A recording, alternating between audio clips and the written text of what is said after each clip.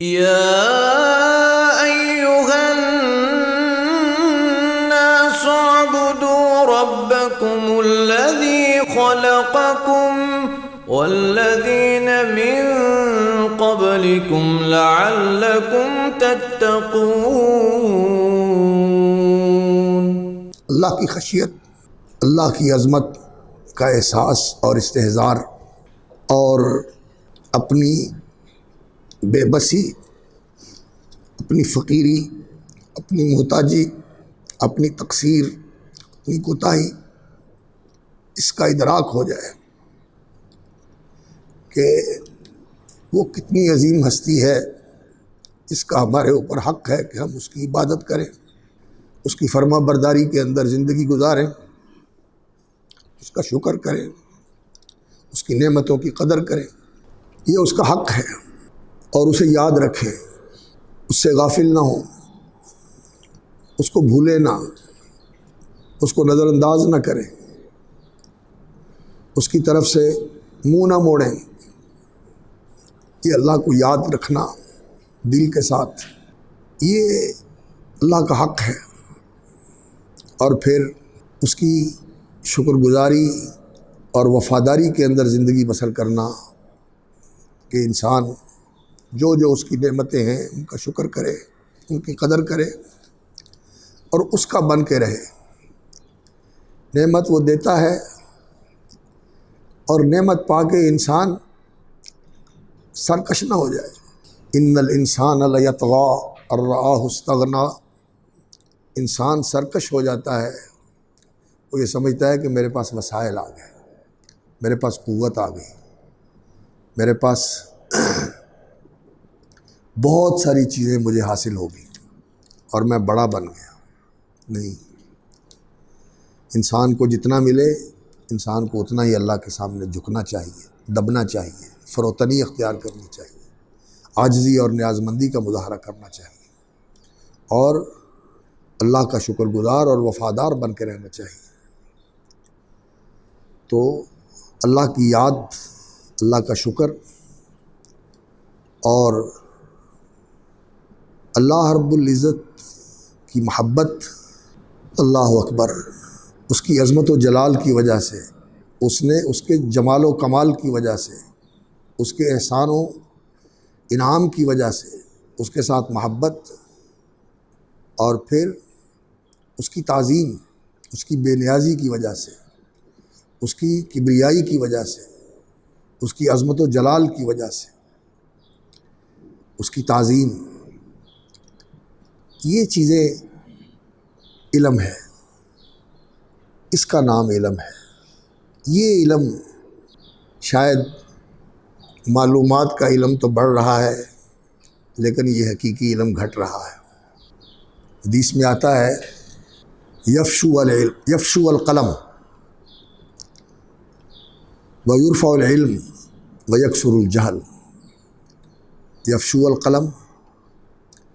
تحریر و کتابت، اس کی بہتات ہوگی، اس کی کثرت ہوگی، فراوانی ہوگی،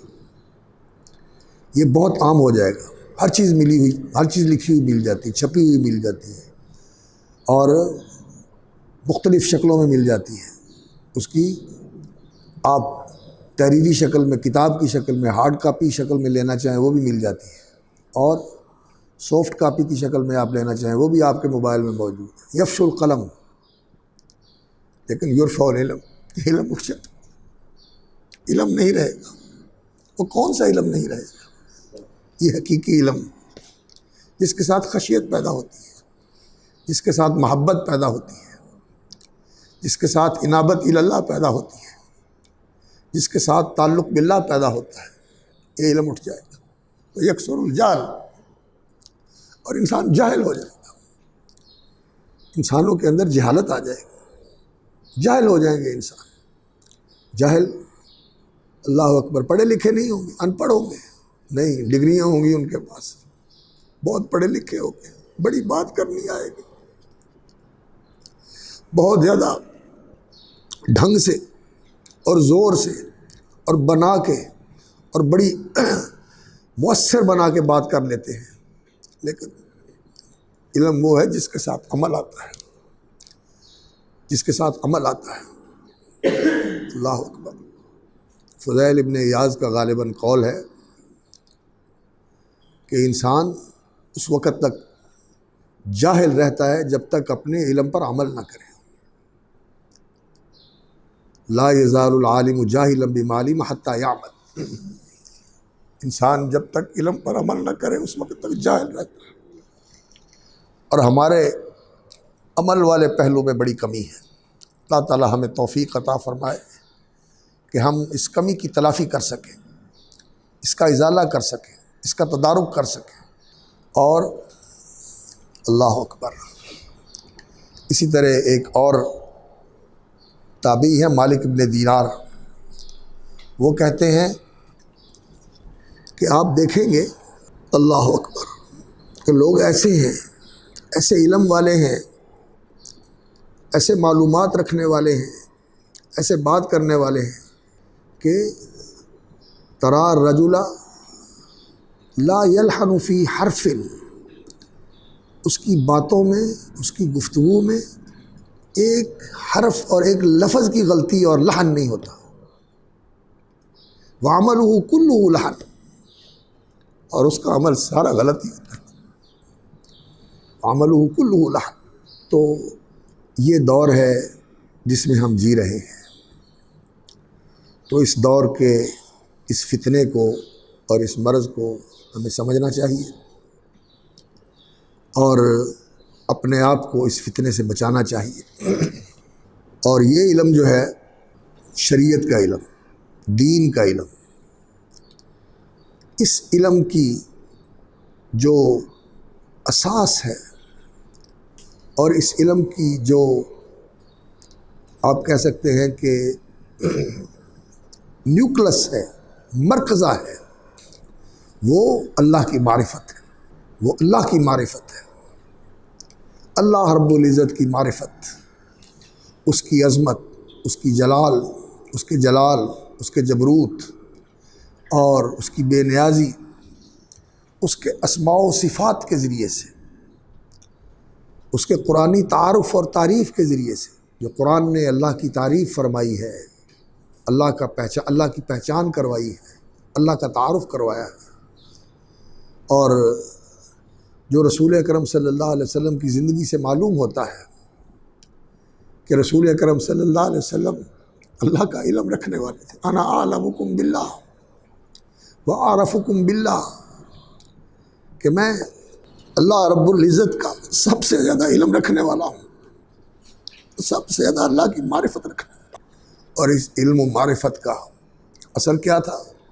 وہ اتقاکم باللہ، سب سے زیادہ اللہ کا تقوی رکھنے والا ہوں۔ عزیزان گرامی، اس علم کا نیوکلس، اس کا مرکزہ، اس کا محور، اس کا بنیادی نقطہ وہ اللہ کی معرفت ہے، اللہ کی معرفت ہے۔ اگر اللہ کی معرفت میں اضافہ ہو رہا ہے، تعلق باللہ میں اضافہ ہو رہا ہے، اور انابت اللہ میں اضافہ ہو رہا ہے، اللہ کی خشیت میں اضافہ ہو رہا ہے، انسان کو خوش ہونا چاہیے، اور انسان کو اللہ کا شکر کرنا چاہیے کہ یا اللہ تو نے مجھے اس علم کا فیض دیا، تو نے مجھے اس علم کا نور دیا ہے، اس علم کی برکت دی ہے تو نے مجھے۔ اور اگر اس میں کمی ہے، یہ دل سخت ہے، اللہ اکبر، علماء کے دل سخت ہو جائے۔ یہودی، ان کا مرض کیا تھا؟ علم تھا ان کے پاس، من بعد ما جاءہم العلم،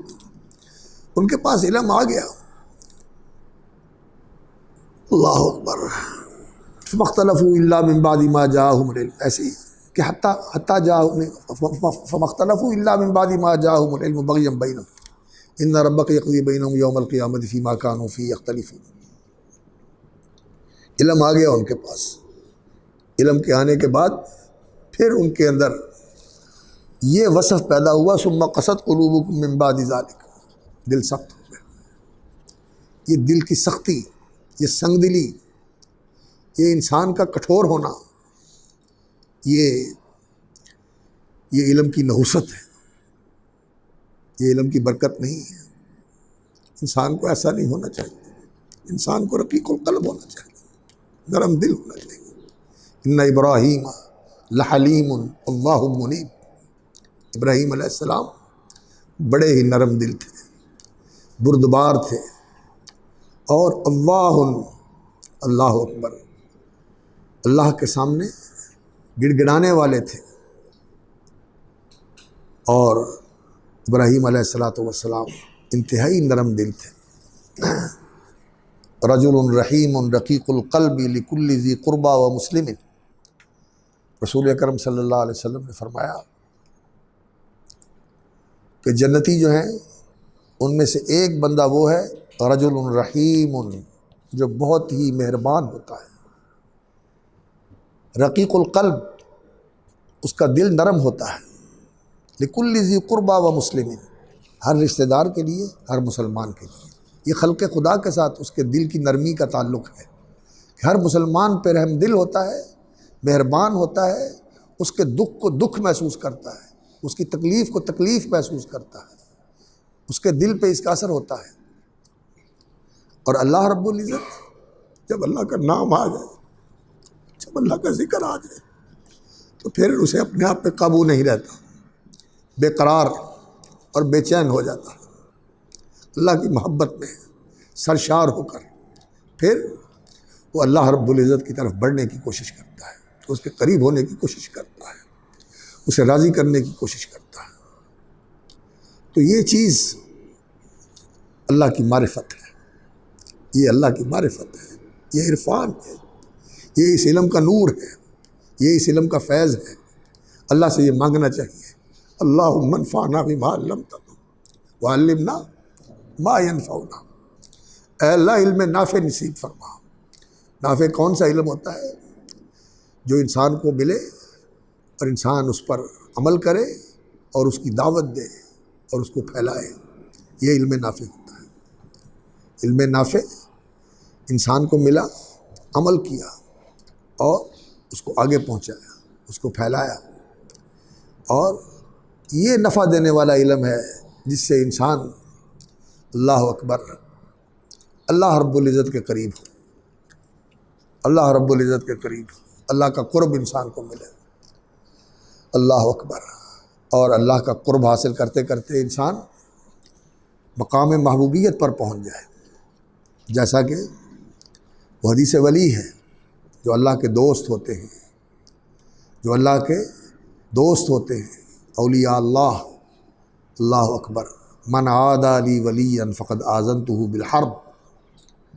جو میرے کسی دوست کے ساتھ دشمنی کرتا ہے، اللہ فرماتے ہیں کہ میں اس کے ساتھ جنگ کا اعلان کرتا ہوں، وہ میرا دشمن ہے، میں اس کو مٹاؤں گا، میں اس کو گراؤں گا، میں اس کو ذلیل کروں گا، وہ میرا دشمن ہے جو میرے دوست کا دشمن ہے۔ من عادی لی ولیا، اللہ اکبر۔ ولا یزال العبد یتقرب الی بالفرائض وما تقرب الی عبدی بمثل اداء ما افترضت علیہ۔ سب سے پہلے فرائض کی پابندی، سب سے پہلے اللہ کے تقرب کے لیے فرائض کی پابندی، فرائض میں کوتاہی نہیں ہونی چاہیے۔ نماز کا فریضہ، باجماعت نماز کا فریضہ، اسی طرح صدق القول کا فریضہ، اسی طرح امانت داری کا فریضہ، اسی طرح عہد اور وعدے کی وفا کا فریضہ، یہ فرائض ہیں، یہ فرائض ہیں۔ اسی طرح قولوا للناس حسنا کا فریضہ، ہمیشہ اچھی بات کرو، بری بات نہ کرو، اور لوگوں کے ساتھ احسان کرو، اپنے معاملے میں بھی احسان والا رویہ رکھو، اپنا ہر کام اچھا کرو، ہر کام اچھا کرو، کسی کام کو ایسے ہی بے توجہی کے ساتھ نہ کرو، بھرپور توجہ کے ساتھ، بھرپور طریقے سے وہ کام کرو کہ اس کے اندر حسن آ جائے، اس کے اندر خوبی اور کمال آ جائے، اس کے اندر رعنائی اور جمال آ جائے۔ اپنے کام کو ایسے کرو،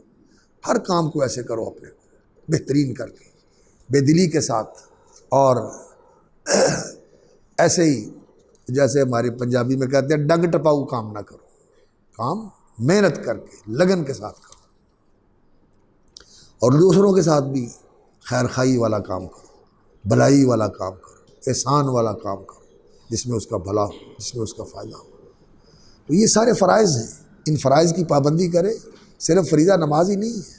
فریضہ معاملات کے اندر بھی ہے، فریضہ اخلاق کے اندر بھی ہے، فریضہ آداب کے اندر بھی ہے۔ تو ان سارے فرائض کی پابندی کر کے انسان جتنا اللہ کے قریب ہو سکتا ہے اتنا کسی اور چیز کے ذریعے اللہ کا قرب نہیں مل سکتا۔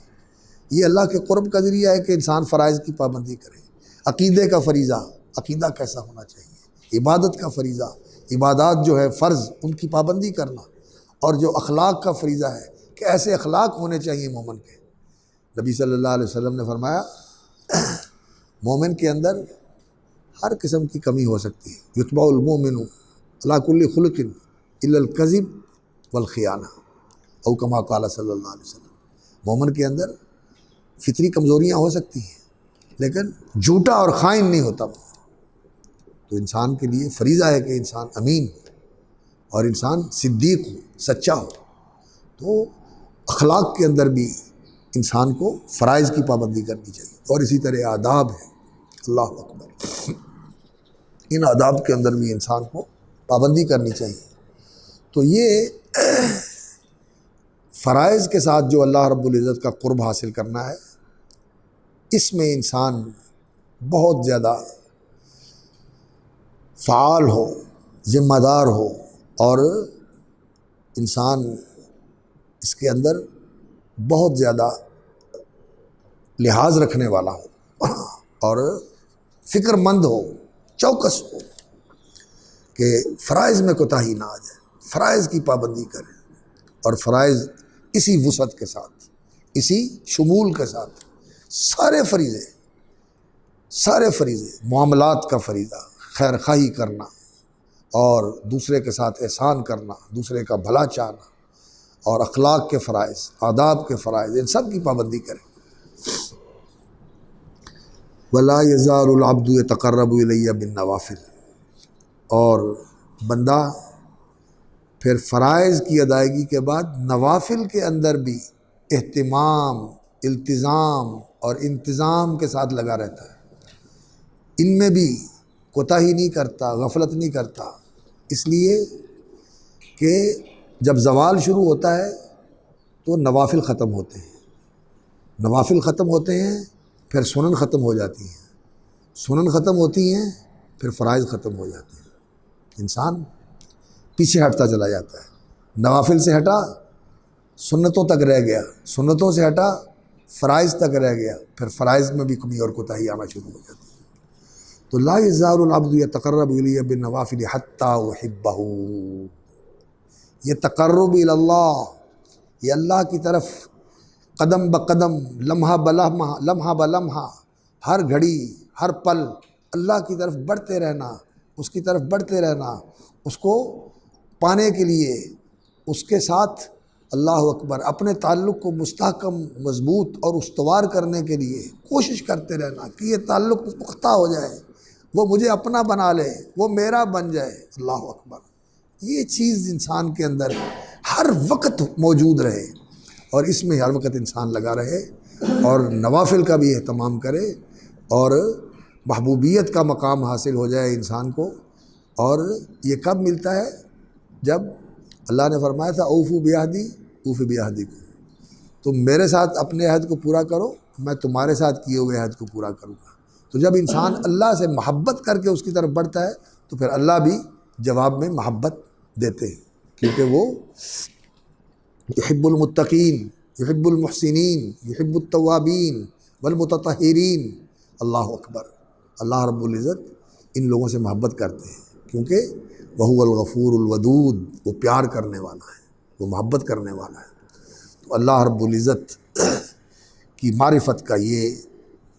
اثر ہونا چاہیے انسان کی زندگی میں کہ اس کا ہر وقت اور اس کا ہر موقع اسے اللہ کے قریب کرنے والا ہو، اللہ سے دور کرنے والا ہو۔ اور جو وقت، جو لمحہ اور جو گھڑیاں اور جو زمانہ انسان کا ایسا گزر جائے کہ وہ اللہ سے غافل تھا اور اللہ رب العزت سے دور تھا، اللہ کی نافرمانی میں تھا، اللہ رب العزت کی معصیت میں تھا، تو اس سے پھر انسان کو توبہ کرنی چاہیے، استغفار کرنی چاہیے۔ اللہ اکبر۔ انسان توبہ اور استغفار کا اہتمام کرے، یہ بھی بہت ہی اللہ رب العزت کی کرم نوازی ہے کہ اللہ رب العزت نے توبہ اور استغفار کا دروازہ کھولا ہوا ہے۔ توبہ کر لو، اتنا بڑا دروازہ ہے توبہ کا، اللہ اکبر۔ مشرق و مغرب کے درمیان توبہ کا دروازہ کھلا ہوا ہے، دن کو بھی کھلا ہوا ہے کہ رات کا گناہ گار توبہ کر لے، رات کو بھی کھلا ہوا ہے کہ دن کا گناہ گار توبہ کر لے۔ اور استغفار اللہ رب العزت نے اپنی سنت یہ بتائی ہے، وَمَن يَعْمَلْ سُوءًا أَوْ يَظْلِمْ نَفْسَهُ ثُمَّ يَسْتَغْفِرِ اللَّهَ يَجِدِ اللَّهَ غَفُورًا رَحِيمًا۔ اللہ اکبر، کیسا بھی گناہ کر کے آ جائے، اس لیے صلاۃ التوبہ پڑھتے رہنا چاہیے، اور وہ جو صلاۃ ہے حضوری والی صلاۃ، اس کا اہتمام کرتے رہنا چاہیے۔ کسی وقت انسان اٹھے، اللہ کے لیے وضو کرے اور صحیح وضو کرے، جس وضو کے اندر یہ شعور ہو کہ میرے گناہ دھل جائیں، میرے گناہ دھل جائیں، یہ شعوری وضو کرے، اور پھر 2 رکعت نماز پڑھے، لا يحدث فیہ ما نفسہ، پھر اللہ کی طرف متوجہ رہے، اپنے جی سے باتیں نہ کرے، اپنے خیالات اور اپنے تخیلات اور اپنے تصورات میں گم نہ رہے، اللہ کی طرف اس کا رجوع ہو، تو یہ 2 رکعتیں پڑھتا ہے تو اللہ تعالیٰ اس کے گناہ معاف کر دیتے ہیں، اللہ اس کے گناہ معاف کر دیتے ہیں۔ ایسے نوافل کا اہتمام کرنا چاہیے، توبہ استغفار کا اہتمام کرنا چاہیے، صلاۃ التوبہ پڑھنی چاہیے، اور اپنے آپ کو اس علم کے ساتھ جوڑے رکھنا چاہیے جس کے لیے اللہ رب العزت نے ہمیں چن لیا ہے، ہمیں اس علم کے راستے پر لگا دیا ہے۔ اس علم کی اللہ رب العزت نے راہ ہمیں نصیب فرما دی ہے، نسبت ہمیں نصیب فرما دی ہے، اس کی قدر کرنی چاہیے، اور اس علم کی پہچان رکھنی چاہیے، اور اس کی جستجو کرنی چاہیے، اس کی طلب کرنی چاہیے۔ طالب کو ملتا ہے، جو بے نیاز ہوتا ہے اسے نہیں دیتا، وہ بے نیازوں کا بے نیاز ہے، اسے کسی کی پرواہ نہیں۔ ہاں، جو طالب بن کے آئے، جو لینے کے لیے آئے اور طلب سچی ہو، ان تصدق اللہ کیا ہے، یصدق کا،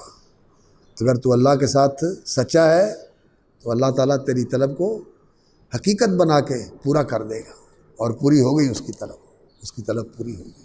اللہ سچے طالب کی طلب پوری کر دیتا ہے۔ تو عزیزان گرامی، یہ زندگی تو ایسے ہی ہے جس کے اندر انسان میں غفلت بھی آ جاتی ہے، تقصیر بھی ہو جاتی ہے، اس کا تدارک توبہ و استغفار کے ساتھ کرنا چاہیے، اور اس کی تلافی کرنے کی کوشش کرنی چاہیے سچی توبہ کے ساتھ، توبہ نصوح کے ساتھ، اور اس علم کی حقیقت کو پہچاننا چاہیے۔ اور یہ جو ہماری نصابی کتابیں ہوتی ہیں ان کو بھی پڑھنا چاہیے، لیکن اصل علم کتاب اللہ اور سنت رسول اللہ ہے۔ قرآن مجید اصل کتاب ہے، یہ علم ہے۔ العلم یہ قرآن ہے، العلم یہ وحی ہے، العلم یہ حکمت ہے، یہ سنت ہے، یہ رسول اکرم صلی اللہ علیہ وسلم کے فرامین ہے، آپ کی سیرت ہے۔ اصل چیز یہی ہے، باقی چیزیں جو ہیں استنباطی اور اجتہادی بصیرت بڑھانے کے لیے، اور جو اس وقت کے نوازل ہیں، نئے پیش آمدہ مسائل ہیں، ان مسائل کے حل کے لیے کتاب و سنت کی رہنمائی کیا ہے، کتاب و سنت کیا رہنمائی کرتی ہے کہ ان مسائل کو کیسے حل کرنا ہے۔ ان مسائل کے اندر قرآن اور سنت سے رہنمائی لینے کے لیے اپنے اندر اجتہادی بصیرت پیدا کرنا، اور وہ استنباط کا ملکہ پیدا کرنا جس سے انسان سمجھ سکے اور ان سے رہنمائی لے کر ان مسائل کا حل کر سکے، اس کے لیے علماء کی جو کتابیں ہیں، جو متقدمین ہیں، جو بابرکت لوگ ہیں، ائمہ فقہ و اجتہاد ہیں، ان کی کتابوں کا مطالعہ کرنا چاہیے، اصل کتابوں کا مطالعہ کرنا چاہیے، اصل کتابوں کی طرف رجوع ہونا چاہیے۔ موطا کا مطالعہ کریں، کتاب الام کا مطالعہ کریں، کتاب الرسالہ کا مطالعہ کریں، کتاب الاثار کا مطالعہ کریں، یہ کتابیں پڑھنے والی ہیں۔ ان سے ہمیں مناسبت نہیں ہے، اس لیے الجھن ہوتی ہے، لیکن ان کے اندر علم ہے، اور تابعین کا علم، اتباع التابعین کا علم، صحابہ کا علم، یہ مصنف ابن ابی شیبہ میں ہے، مصنف عبدالرزاق میں ہے، سنن سعید ابن منصور میں ہے، اور السنن الکبریٰ للبہقی میں ہے۔ ان کتابوں کا مطالعہ کرنا چاہیے۔ یہ کتابیں، یہ آپ کی اصل کتابیں ہیں، ان کتابوں کو پڑھنا چاہیے، ان میں علم ہے، اور اس سے رہنمائی ملتی ہے۔ انسان کا اجتہادی ملکہ جو ہے یہ ترقی پاتا ہے، قوت پکڑتا ہے،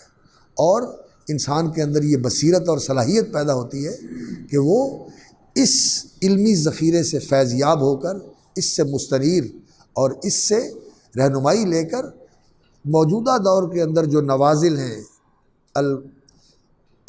المسائل المستجدہ، نئے پیش آنے والے مسائل اور نئے پیش آنے والے حالات اور واقعات، ان کے اندر قرآن و سنت کی کیا رہنمائی ہے، یہ انسان کے اندر ملکہ پیدا ہوتا ہے۔ اور جو بڑی کتابیں ہیں، محلہ ہے، مغنی ہے ابن قدامہ رحمۃ اللہ علیہ کی، اور اسی طرح جو ایسے علماء ہیں جن کو اللہ رب العزت نے بڑا گہرا اور وسیع علم عطا فرمایا تھا، جیسے شیخین ابن تیمیہ و ابن قیم رحمۃ اللہ علیہ، امام شوکانی رحمۃ اللہ علیہ، اس طرح کے لوگ ان کی کتابوں کا مطالعہ کریں۔ اور یہ جو جدید اس دور کے علماء ہیں، ان کی کتابوں کے اندر بھی بڑا علم ہے، بڑا فیض ہے اس کے اندر، ان کی طرف بھی رجوع کرنا چاہیے۔ تو شیخ بن عثیمین رحمۃ اللہ علیہ، اللہ نے بڑی ان کو فقہی بصیرت عطا فرمائی تھی، اور اس طرح دوسری بھی کتابیں ہیں، ان کتابوں کی طرف رجوع کرنا چاہیے، اور وہ یقین اور عرفان والا علم، اور وسعت، گہرائی اور رسوخ والا علم، وسعت، گہرائی اور رسوخ والا علم، عرفان، ایقان اور تیقن، ایقان والا علم، یہ علم، یہ اصل علم ہے۔ اس علم کے لیے ہمیں لگے رہنا چاہیے، اپنا سفر جاری رکھیں، اپنی جستجو اور محنت اور طلب اس کو قائم رکھیں، اللہ رب العزت سے دعا بھی کرتے رہیں، محنت اور کوشش اور استعانت باللہ، اللہ سے مدد طلب کرتے رہیں۔ اور یا مفہم سلیمان فہمنی و یا معلم ابراہیم علمنی، جیسے شیخ الاسلام ابن تیمیہ رحمۃ اللہ علیہ دعائیں کیا کرتے تھے، اللہم رب جبرائیل و میکائیل و اسرافیل فاطر السماوات والارض عالم الغیب والشہادہ انت تحکم بین عبادک فیما کانوا فیہ یختلفون اہدنی لما اختلف فیہ من الحق باذنک انک تہدی من تشاء الی صراط مستقیم۔ دعا کے ذریعے اس علم میں اضافے کی کوشش کرتے رہیں۔ واللہ رب العزت آپ کی زندگیوں میں برکت کرے، آپ کے اوقات کو مبارک بنائے، آپ کی صلاحیتوں میں برکت کرے، آپ کے علم میں، عمل میں برکت عطا فرمائے، اور آپ کو اللہ عالم بعمل بنائے، اور اللہ رب العزت ربانی علماء کی صف میں شامل فرمائے، ربانی علماء کی صف میں شامل